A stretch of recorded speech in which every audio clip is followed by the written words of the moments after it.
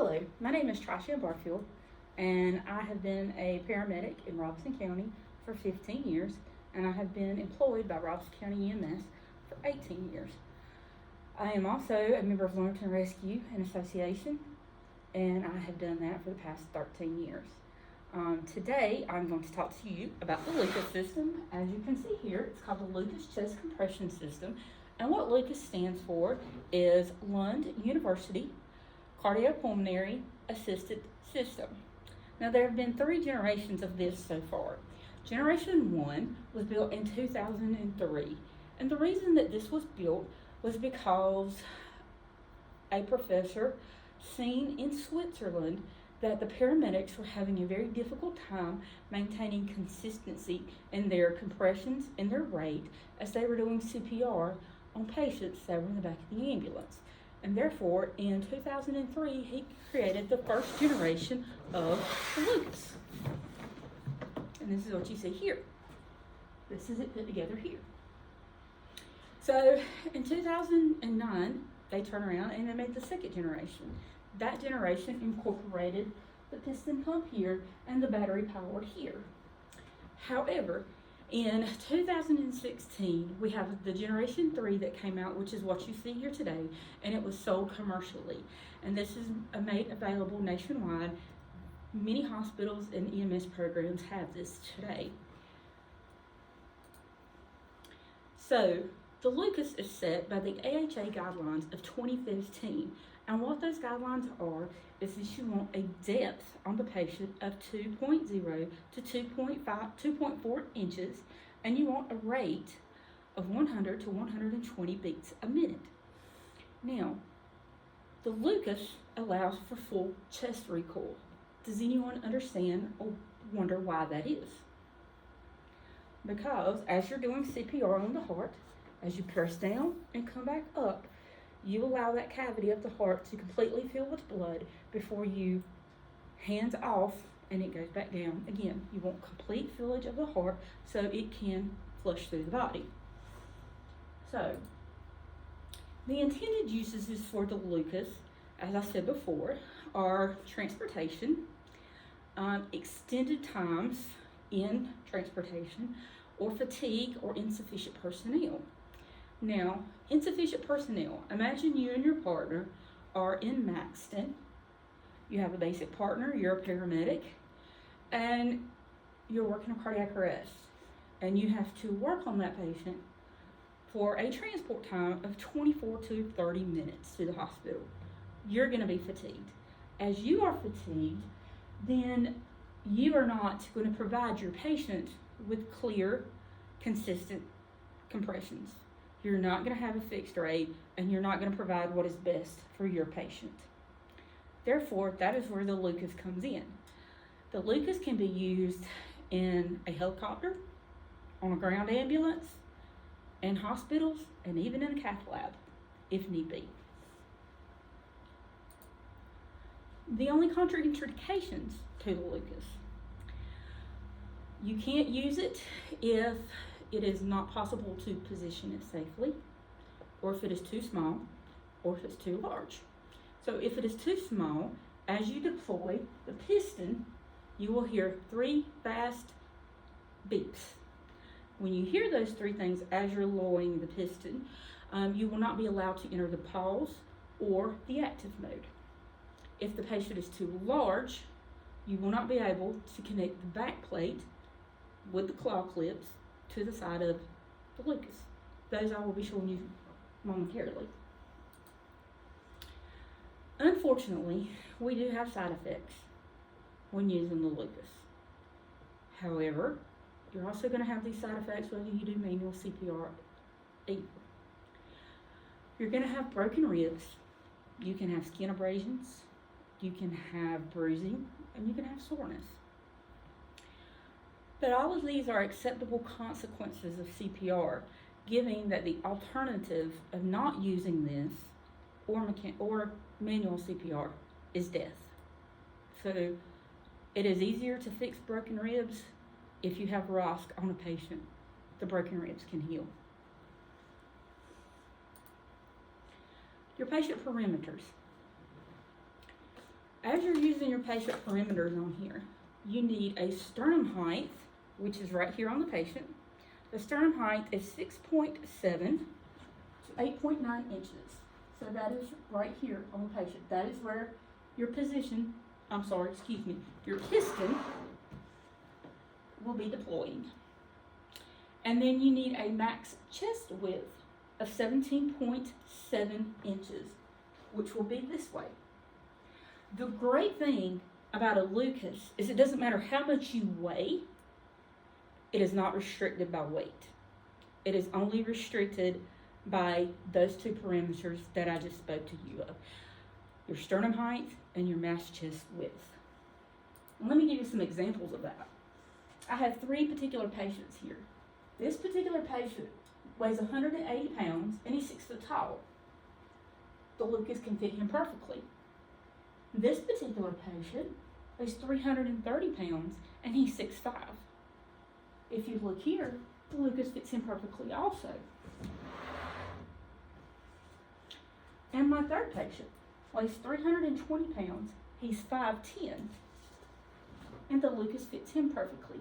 So you can see here in the middle, the first picture and the middle picture, we have 3 different physiques of men, and the LUCUS fits all 3 of them fine, whether they weigh 180 pounds, 330, or 320.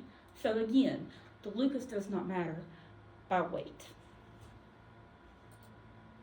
So onto the LUCUS itself.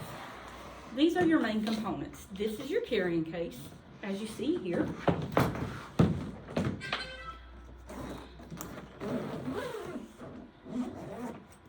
We're going to slide our thumb down just a little bit.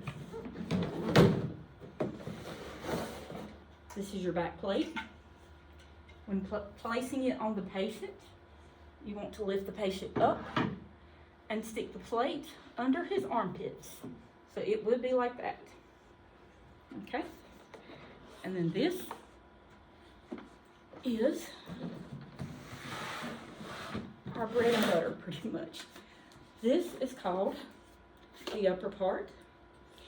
And these are the stabilization straps. Now, with my dummy today, I'm not going to be able to use the stabilization straps because he doesn't have any arms. But this is where it goes up and you attach the patient's arms to.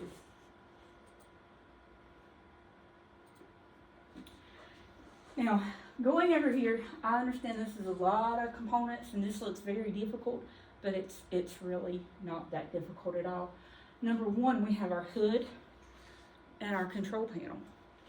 After that, we have the removable battery here in this section. In the back,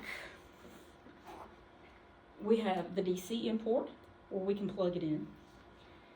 And I'm not going to go over every single one of these. You can look and tell. As you said, 10 here is your support straps. This particular unit that I have does not have a neck strap, but they're all supposed to come with a neck strap. You got your supporting legs, what I was talking about earlier, clipping it in. You have 8, which is your release rings, which are these yellow rings right here. And then in the bottom you have these black, which are called claw clips. So the way to apply it to a patient, hold it as so, mash the ring, attach it to the black bar, and you will hear a clip. And it clips in place.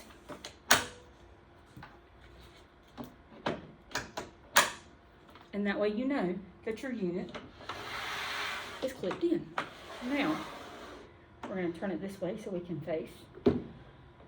The way to activate this is we simply cut on the top button, and I'm going to go forward 2 slides here so I can show you on here as I do it myself. You have your on-off switch, which is what you mash first, and then 2, you adjust your cup down. Do you hear the beeping sound here? This is what I'm saying. So this patient or this dummy is going to be too small, and this is not going to work for this. So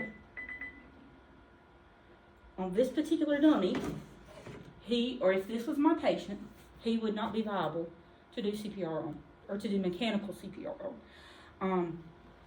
You cannot do it on pediatrics. Going back to our parameters. So let's lay him to the side. We deploy the suction cup down. Our next is that we hit the pause or lock system, which is number 2. Number 3, you get to choose. You can either do active, which is 30 and 2, or active, which is consistent. Okay, so both of these buttons on here. So 30 and 2 means it's going to pump 30 times and then stop for you to give 2 breaths. Or you can do consistent, where it just does consistent motions.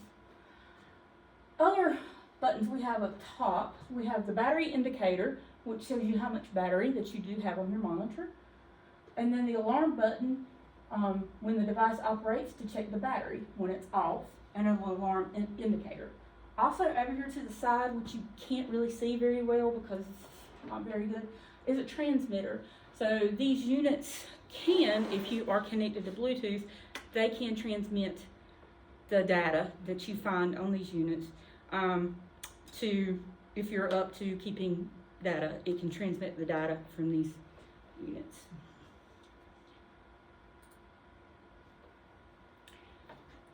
Let's go ahead and power it back off, and you'll see it go up. And as you see here, the battery goes off. Okay? Now, charging your LUCUS. There's 2 ways you can charge it. You do have what I love here is this translucent system here. And as this is in here, you don't even have to pull it out every time to see if it's on or not. You can just look through the window here, and it tells you, all you have to do is press the move button to see the battery level or the charge level on here. When you take your LUCUS apart and put it back in your box, you want to make sure and place, sorry, I had it right the first time, and place the battery power here, as you see here.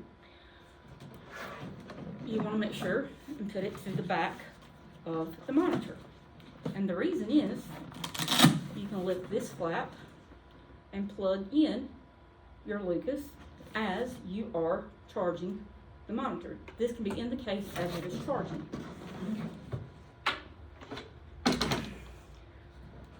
Now finally, we're going to go over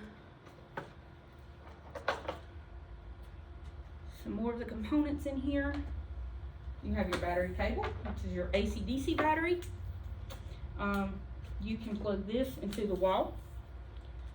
If you get back to the unit, if you're running out of a base station or something like that, you get back to the unit, you can plug it in there. It's very simple to plug in. Plug it in, and then plug into a wall socket. But the thing that I like most about it is the car charger. A lot of times we'll be in an ambulance and we'll be driving, and you have to go from one call to the next, and you don't know exactly if you're going to have battery. You got car chargers. Same thing. Plug it in, and then plug it into your car charger. If you're doing CPR, or if your mechanical device is moving, and it starts flashing low, battery's low, you've got one of 2 choices. You can either plug it up and let it run while it is plugged up, which is one thing, or you can do a pulse check, and as you do the pulse check, simply remove battery A, slide battery B in, and this system has a smart start system, smart start memory, and it knows exactly where the model that you had it in to begin with. So you don't have to go back and reset the plunger, reset the active or the 30 to 2. Smart start, it automatically knows. And that way, these batteries usually last about 45 minutes to an hour. Initial charge time using the wall socket is less than 2 hours, and using the car charger is less than 4 hours to get you a full charge on your battery. That's everything I can tell you and everything I can think of about the LUCUS. Does anybody have any questions for me? Again, my name is Trishan Barfield, and I presented to you today the LUCUS chest compression system, and I hope you enjoy your day. Thank you very much.